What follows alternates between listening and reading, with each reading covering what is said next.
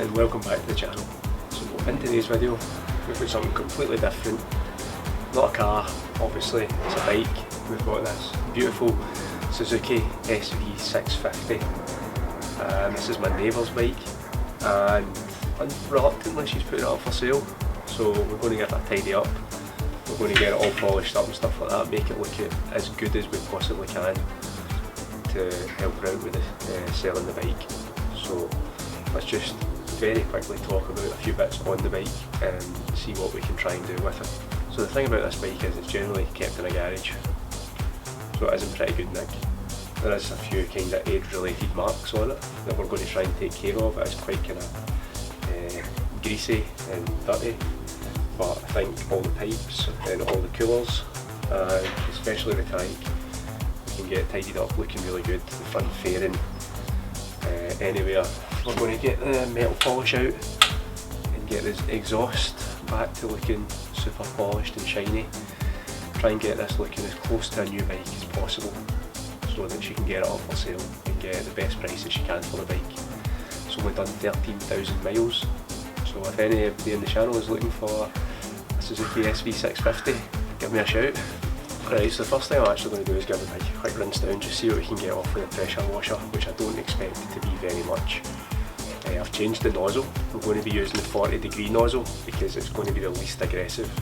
Most of the work on this bike is going to be done with either the wash mitt or the detailing brushes to get into everywhere, and then this is just essentially going to be for rinsing off. These engines are built to be ridden in the rain, so they can take a bit of water, but we don't want to be using the high pressure and forcing any water into any seals that may be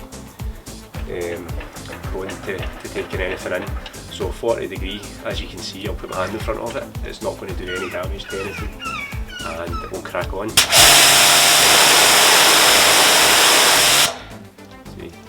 that ain't going to hurt anything on this.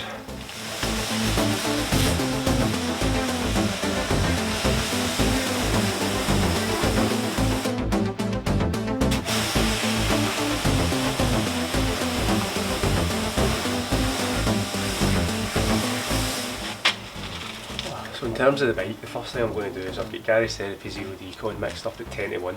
I'm going to give it a liberal coating and essentially use this as a bit of a pre-wash.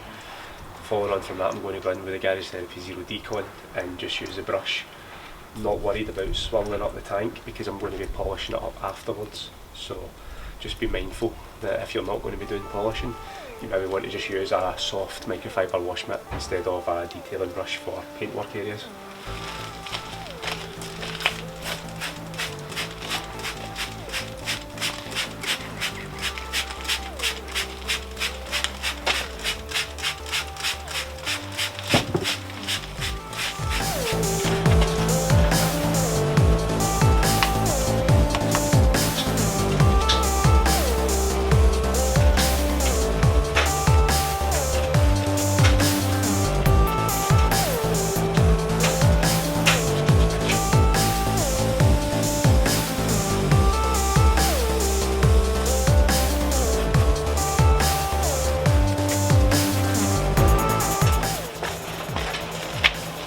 Alright, a few areas down underneath the engine, just where the exhaust is coming out, looks like there's kind of some oily type residue, so super degreaser for that. Very liberal coat.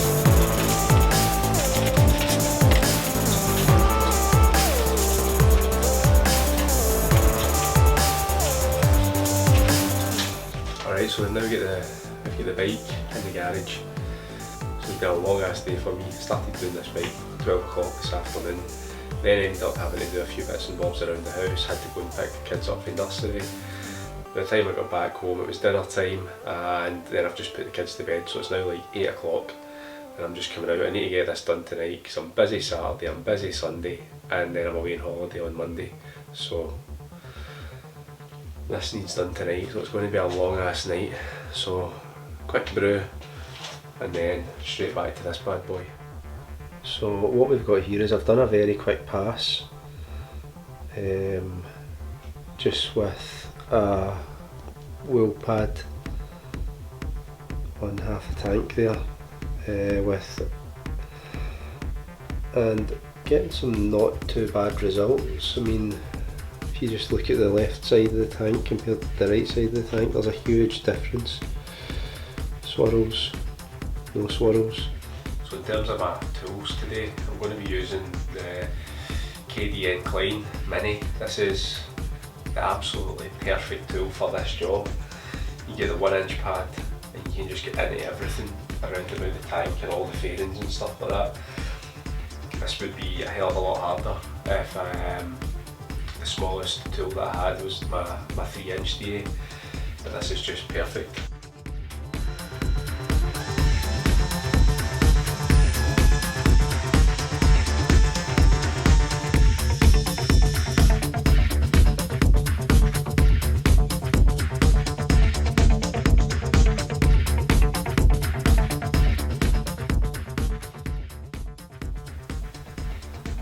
This kind of marking here on a bike, it's not down to poor wash technique or anything like that. That just comes to based on the position of the rider. Generally you're hung over the front of the bike with your belly essentially touching the tank, and your zips and stuff like that are all rubbing over the tank, and that's what causes that. So we're going to try and take out all of those marks. And the thing is, if we're being perfectly honest, even the coating that I'm going to put on this is never going to prevent that. All that's going to happen is the coating's going to get scratched up, eventually get worn away and through the paint. The only way to really protect your tank from that sort of thing happening is by using maybe PPF or some kind of protection that's a lot more durable on it. But we'll tidy this up and I'll show you how it looks. Alright, so we finally got done with all the polishing there.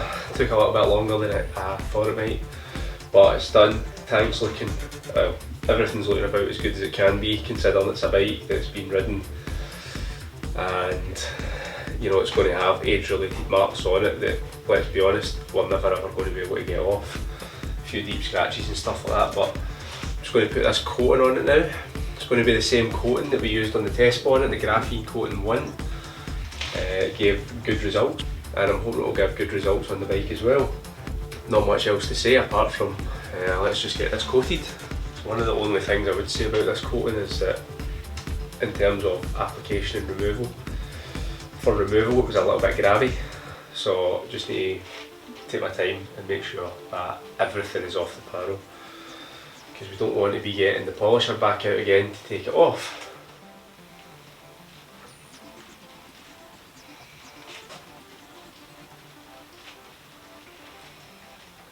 Just going to do it in small sections at a time because I don't want to make any mistakes at this point. Let that flash for a little second and take my microfiber.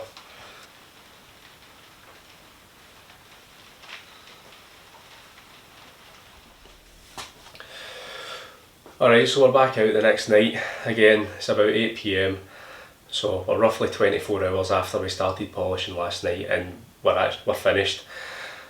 I ended up kicking about out here till about 12:30 at night. Thankfully, with it being a small bike, I was able to polish and refine it in a few hours and get it coated and let the coating cure. So all I've done today is I've pulled the bike outside just to make sure I've not missed any spots with the coating, or there's no high spots left on the coating, and all I can say is the bike is looking fantastic compared to how it was when we first got it in here. I always thought that this was just a flat black paint job. It's actually got a beautiful blue flake through it, which you really could not see before polishing. It really is quite outstanding. Very quickly just kind of go through the process that I used, because essentially this is a for sale preparation video, if you like. So what I did was I gave the bike a full wash with Garage Therapy Zero Decon. Then the painted parts were decontaminated using some tar and glue remover, some fallout remover and a clay cloth. I then polished up the tank and any painted bits, so the front fairing got a polish, the tank, the back fairings, the front mudguard all got a polish, and they all got the coating on them as well. In terms of coating and polishing, probably a little bit over the top. but like I said, this was a favour for my neighbour. The bike's probably sat in their garage for the last year without moving much. It's only got 10,000 miles or so on the clock. It's in really good condition, so I wanted to give them the best chance of getting as much as possible for the bike, and as it's looking just now, it's probably going to get kind of top of the market money for this particular model and age. So very quickly talk about the products that I used for it. The KDN Klein with the 1-inch attachment on the DA was an absolutely outstanding tool on this. I had to recharge each of the batteries once to get fully around the bike. Following on from that, I coated the bike with graphene coating number 1. If you want to see how good graphene coating number 1 is, go and check out the video link up here. And then I went on to the metal polish, and for the metal polish I used Final Shine from Brightme. And what this does, you just put this on the microfiber cloth and you kind of go over any of the metal areas. It polished up the tailpipe really nice, and it took any of the tarnish off of the metal framework. I put it on the handlebars as well just to get the chrome nice and popping. So really happy with how that product worked. But apart from that, there's not a hell of a lot to clean the bike. You literally just low pressure with the pressure washer. Nothing too crazy going in about the engine bay or anything like that. The engine bay, nothing too crazy going in about the engine. It's not got an engine bay. Like I say, low pressure, we don't want any water getting into those seals or anything like that. And for the rest of the bike, just kind of wash cautiously essentially, because you've obviously got exposed electrics and stuff like that you don't want to be getting causing any damage to. One thing I have noticed about bikes and cleaning bikes is that doing the wheels on a bike is an absolute pain in the arse, because you've got so many things in the way. In that back wheel in particular, you've got the rear swing arms, so you need to roll the bike to get full access, and even when you roll it, you need to wash both sides of the wheel, and on one side you've got your chain and your sprocket which are getting in the way as well. So the wheels are a little bit tedious, but a little bit of perseverance and you'll get there. But apart from that, I'll leave you with some finishing shots and a little bit of water behaviour from the coating.